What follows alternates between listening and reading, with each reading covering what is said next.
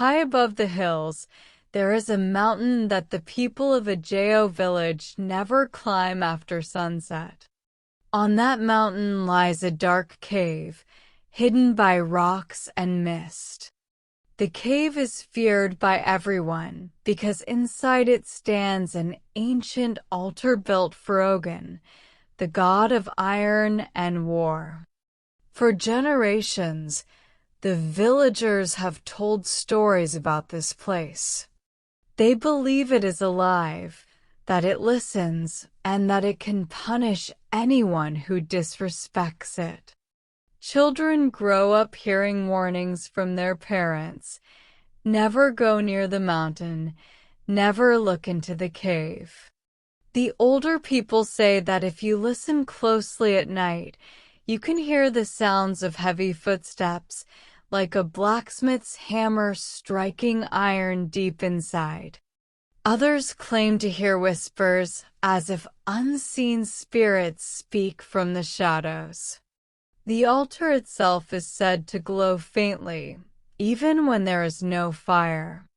Travelers who once went too close spoke of strange red light leaking from the cave. They returned terrified, swearing never to set foot near the place again.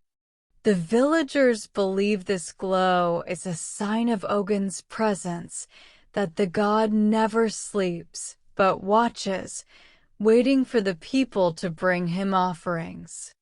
Long ago, the ancestors of the village made a pact.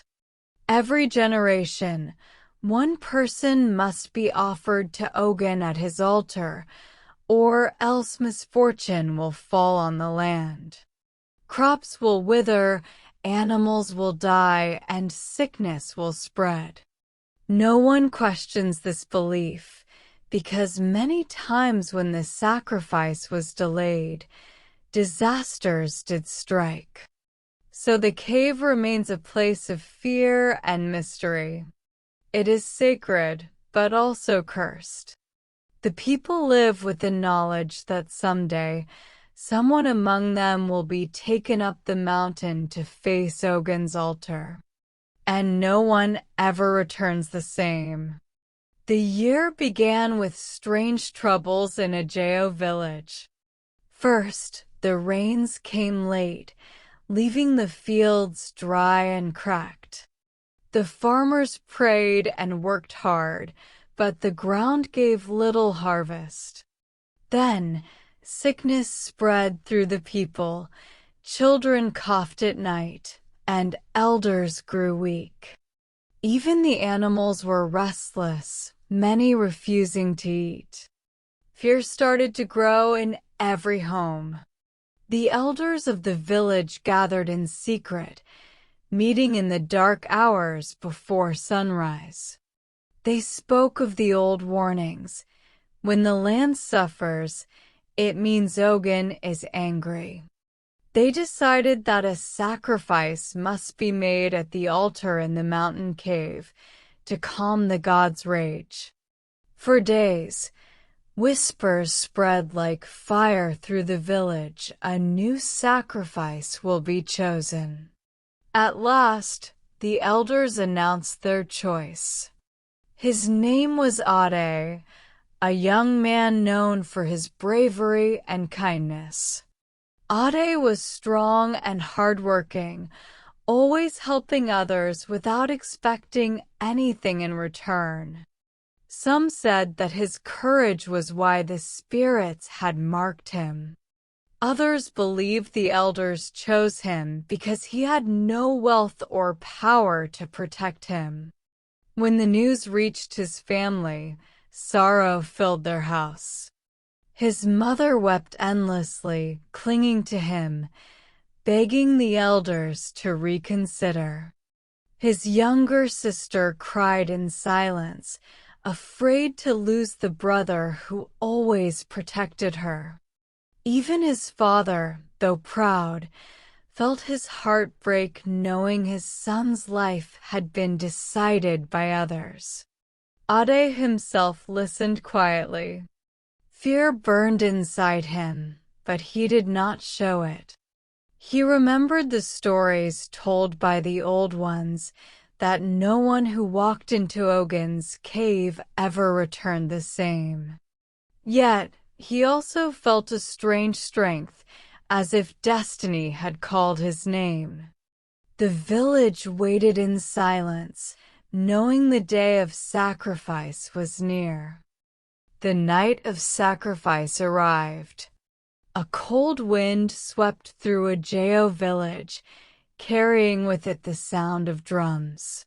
One by one, the villagers gathered in the square, holding burning torches. The flames flickered in the darkness, casting long, uneasy shadows on the ground. Everyone's face was filled with fear, but no one spoke against the ritual. Tradition was stronger than their fear of losing Ade. Ade was brought forward by the priests. He was dressed in white cloth, a symbol of purity, though his hands were tied with ropes. His eyes searched the crowd, finding his family. His mother cried out, but the guards held her back. His father stood stiff and silent, his grief hidden behind pride. Ade's sister buried her face in her hands, unable to watch. The masked priests led the way, their chants rising into the night sky. Their voices echoed like the rumble of thunder, speaking ancient words that most villagers no longer understood. The people followed behind, walking slowly up the rocky path that led to the mountain. The journey was long and heavy. The torches lit their way, but the higher they climbed, the colder the air became. The villagers whispered prayers under their breath, asking Ogun to have mercy. Some refused to look at Ade, afraid that meeting his eyes would bring them bad luck. At last, they reached the mouth of the cave. It loomed like a giant mouth waiting to swallow them. From deep inside came a strange glow, red and shifting like fire. A metallic sound rang out, as if invisible hammers struck against iron. The crowd trembled, believing it was Ogun himself, awake and waiting. Ade stood tall, though his heart pounded. The cave's shadow fell over him, and he knew there was no turning back. The time had come to face the altar of Ogun. Inside the mountain cave, the air was heavy and damp. The walls glistened with moisture, yet the deeper they went, the warmer it became, as if fire burned beneath the rocks. The villagers' footsteps echoed, mixing with the low chants of the priests. Shadows danced across the stone walls, making it look as if the spirits themselves were moving in the darkness. At the center of the cave stood the altar. It was carved from black stone, its surface covered with strange marks that glowed faintly red, like embers hidden in ash. No one knew who had built it, only that it had been there for as long as the village could remember. Before it burned a fire that gave no smoke, only an eerie light that seemed alive. Ade was dragged forward and forced to his knees before the altar. The ropes cut into his wrists, but he did not cry out. The priests circled around him, their chants growing louder, faster, like a storm building in the distance. They raised their knives, their blades shining in the firelight. The villagers pressed close, holding their torches, their eyes wide with terror. Mothers held their children tight, some turning their faces away so they would not see the blood.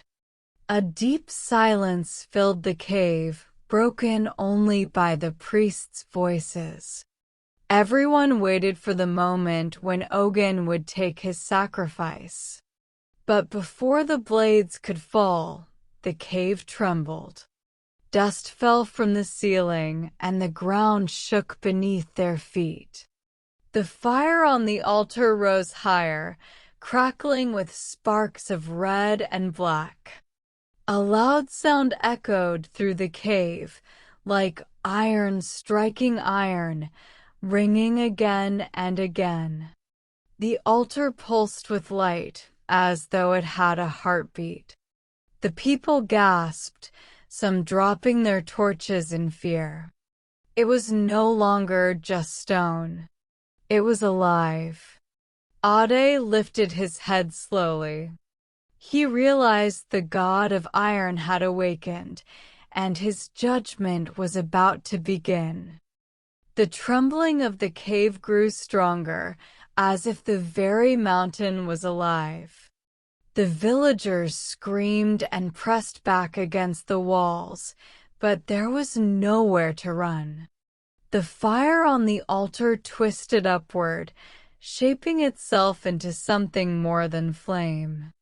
Slowly, a figure emerged, taller than any man, broader than any warrior. His body glowed like molten iron, his skin dark and shining like polished steel. His eyes burned a deep red, like coals taken fresh from a furnace. It was Ogun. The villagers dropped to their knees, pressing their faces to the stone floor. Some cried, others whispered prayers so quickly their words blurred together. Even the priests, who always acted so powerful, trembled and lowered their heads. None dared look directly at the god. Only Ade remained upright, though his body shook. His heart pounded like a drum, but something within him refused to bow. He raised his head and met the glowing eyes of Ogun. The god's stare was like fire piercing his soul, yet Ade did not look away. Ogun's voice thundered through the cave, shaking the walls. "I do not want this man's blood," he roared. "I want the truth." The villagers gasped. The priests froze, their knives slipping from their hands and clattering on the stone floor. The echo rang like a death knell. "Who among you," Ogun continued, his voice like 1,000 hammers striking iron, "has broken the sacred oath?" The cave grew silent, heavy with fear. The villagers turned their eyes toward the elders, whose faces had gone pale. Sweat rolled down their foreheads, and their lips shook. Ade's chest tightened as he realized the sacrifice was not about him at all. Ogun was not angry at the people, he was angry at their leaders. The truth, hidden for so long, was about to be forced into the light. The silence inside the cave was heavy, broken only by the crackling of the altar fire. Ogun's eyes, burning like molten metal, swept across the crowd. No one dared to breathe loudly. His words still rang in the people's ears. "Who has broken the sacred oath?" The villagers looked at the elders, and the elders lowered their eyes. Their hands shook, their lips trembled, but they said nothing. Ogun's voice thundered again, shaking the cave walls. "Speak, or I will tear this mountain apart." Finally, one of the younger priests cried out. His mask slipped from his face as he fell to his knees before the god. "It was them," he shouted, pointing to the circle of elders. For years, they have lied. These sacrifices were not for you, great Ogun. They were for their own power. The villagers gasped in shock. Murmurs spread like wildfire through the crowd. Could it be true? That the ones they trusted most had been deceiving them? The god's eyes blazed brighter. Explain, he demanded. Another priest, his voice shaking, confessed. The elders feared losing control of the people. They told us to demand innocent blood, even when it was not needed. They hid their greed behind your holy name. They fed their power with lies and death. The people cried out in anger and betrayal. Mothers wept for children who had been taken. Fathers clenched their fists. All their suffering, all their fear, it had been built on deception. Ogun's roar shook the cave. Flames shot higher from the altar, licking the ceiling like a fiery tongue. You used my name for corruption, the god thundered. You demanded blood I never asked for. You turned sacrifice into sin. The elders fell to the ground, wailing and begging for mercy. But the villagers, once fearful, now pushed them forward. The crowd had turned. Justice was coming. Aid's heart pounded as he realized the truth. Ogun had chosen him not to die, but to witness the downfall of the corrupt. The cave burned with a fiery glow as Ogun's voice echoed like thunder. The elders, trembling on the ground, begged for mercy, but the god's judgment was final. The innocent shall not bleed for your greed. Tonight, it is the guilty who must pay. The altar roared like a living beast. Flames leapt high, curling into shapes of iron spears and burning chains. The villagers gasped in terror, but none moved to save the elders. For the first time, fear of their leaders was gone. The priests tried to step back, but the fire pulled the elders forward as though invisible hands dragged them. They screamed, their voices bouncing against the stone walls. Their fine robes caught fire, their masks melted, and their cries filled the cave.